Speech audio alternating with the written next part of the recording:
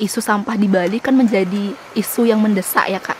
Banyak sampah yang dihasilkan di Bali, yaitu sebanyak 4.200 ton per harinya, bahkan 1,5 juta per tahunnya. Itu diakibatkan karena meningkatnya objek wisata dan keadaan geografis lingkungan kita di Bali. Kita lihat kurangnya kesadaran masyarakat dari hulu, sehingga menyebabkan sampah yang tertumpuk di hilir.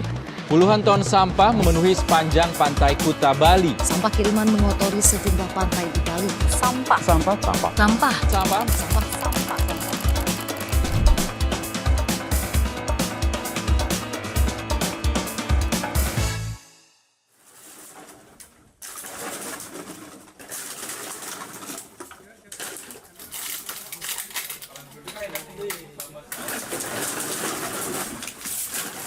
Cerita dari salah satu founder kita, Kak Ide Bagus Mandaranya, beliau bilang sangat kesal banyak yang menjadikan isu sampah untuk mendapatkan pendanaan tanpa adanya aksi nyata di lapangan.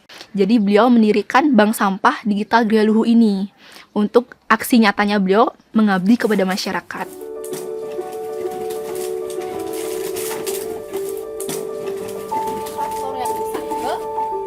Gria Luhu itu berdiri secara komunitas di tahun 2017.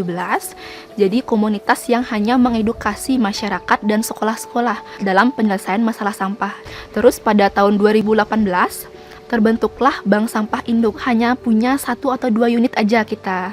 Di tahun 2020 terbentuklah Bank Sampah Induk Digital. Di tahun 2021 kita udah punya 76 bank sampah unit. Kita juga ada apps, aplikasi yang memudahkan administrasi dan sistem bank sampah yang sedang berjalan di unit-unitnya kita. Selain itu, kita juga ada jasa pengelolaan sampah ke hotel-hotel, restoran, dan villa-villa.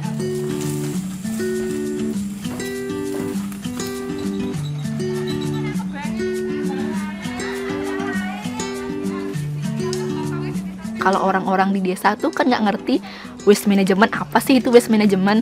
Jadi kita lebih brandingnya di masyarakat itu Bank Sampah Induk Digital. Jadi konsepnya mereka menabung sampah yang mereka hasilkan dengan kategori-kategori yang telah kita tentukan. Nah, fokus utama kita kan menyelamatkan sampah sebanyak-banyaknya. Sampah yang ke TPA berkurang dan penyelesaian masalah sampah pun meningkat. Organik kita usahakan selesai di rumah. Anorganik kita arahkan untuk ke bank sampah ataupun dijual ke pemulung. Jadi masyarakat harus tahu 2 hal, pengelolaan dan penanganannya. Sampah yang mereka hasilkan harus dipertanggungjawabkan. Tantangan kita di Gria Luhu dari segi operasional itu kita kewalahan.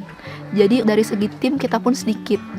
Untuk edukasi dan untuk bisnya pun terkait pengangkutan kita masih darah di Gianyar. Jadi kita belum bisa keluar karena tadi kewalahan dalam hal mengelola sampah yang terlalu banyak. Terus tantangan kita juga ada di pendanaan. Apalagi kan tantangan pendanaan itu sangat krusial ya.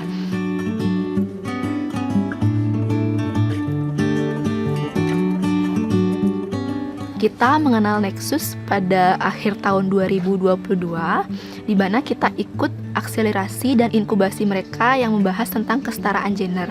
Kita diarahkan untuk memperlihatkan pitch deck dan bisnis modelnya kita. Kita terpilih menjadi startup yang ikut program Nexus pada saat itu.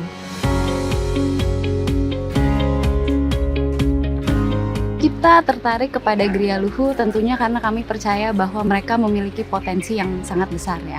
Apalagi mereka dipimpin oleh anak-anak muda yang semangatnya luar biasa. Mereka punya inovasi, mereka punya energi, mereka punya ide baru untuk bisa membuat perubahan di Bali. Program New Energy Nexus di Bali namanya Matangi Bali, yang artinya bangun kembali Bali. Bertujuan untuk mengingatkan kembali kepada masyarakat bahwa kehidupan dan alam itu punya keseimbangan yang harus kita jaga, sebagaimana ini sudah menjadi bagian erat dari budaya Bali juga ya. Dan kami mencoba melakukannya melalui inovasi dan kewirausahaan iklim. Jadi di sini kami ingin memberikan support kepada terutama perempuan, anak muda, dan komunitas lokal di Bali juga. Support yang kita dapatkan dari program Nexus Matangi Bali, yang pertama adalah mentoring, ada akses narasumber, koneksi, kita banyak banget dapat koneksi dari tim Nexus. Terus yang keempat itu ada pendanaan atau grant.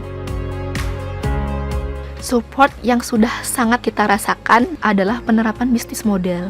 Jadi banyak bisnis model yang pernah kita coba, terus kita evaluasi, tim Nexus yang membimbing kita. Nggak hanya pada saat itu, tapi berkelanjutan. Itu yang kita rasakan, dan itu yang kita perlukan. Nah, dari mentoring ini sangat membantu. Nah, mentor-mentornya orang-orang yang hebat. Yang pertama itu Ibu Tilma Komaling di tim pengembangan, dan Mas Dias Widya Ramadan selaku tim finance. Di dalam pengambilan keputusan, kita dibuat tegas oleh beliau. Kamu nggak boleh kegiatan sosial terus. Kalau kayak gini nggak jalan. Bu Tilma ini sangat amat berpengaruh dalam bisnis model, visi dan misi kita juga dibantu. Terus kita dibantu untuk mencari apa sih value Gria Luhu, dan dari Mas Dia sendiri selaku mentor keuangan, penganggarannya bagaimana, untuk RAB-nya bagaimana, berapa persen harus dibagi ke tim-tim yang lainnya, terus perancangannya dari berapa lama, itu kebantu banget. Bukan hanya Bu Tilma dan Mas Dia saja, tapi mentor kita banyak banget di Nexus, terutama tim Nexus sendiri. Program yang saat ini berjalan dengan Nexus adalah membantu pengelolaan sampah, tepatnya di lingkungan Klot Kanginbeng. Nah, di sana kita membantu pengelolaan sampah organik dan anorganiknya, di mana kita bentuk bank sampah dan biopori. Biopori merupakan salah satu pengelolaan sampah organik yang cukup praktis kita lakukan di skala rumah tangga. Harapan saya hasil dari program ini bisa membantu program pemerintah yang memang sedang gencar-gencarnya untuk menanggulangi sampah, dan dengan adanya biopori, sampah itu dapat dikelola di rumah. Ya, menurut saya ini programnya sangat bagus karena bisa membantu mengurangi sampah yang menuju ke TPA. Harapan untuk Gria Luhu sendiri ke depannya banyak wilayah yang bisa kita bantu pengelolaan sampahnya. Jadi untuk saat ini kan base pengelolaan sampah kita hanya di Gianyar. Kita memperluas. Eka juga mau di Gria Luhu menjadi salah satu bank sampah induk digital terbesar nomor 1 di Indonesia. Harapannya tentu inisiatif ini bisa lebih berkelanjutan dan bisnis-bisnis di Bali bisa berkontribusi lagi, tidak hanya untuk menurunkan jejak karbon di Bali, tapi juga untuk membuka lapangan kerja baru dan meningkatkan ekonomi daerah di Bali juga.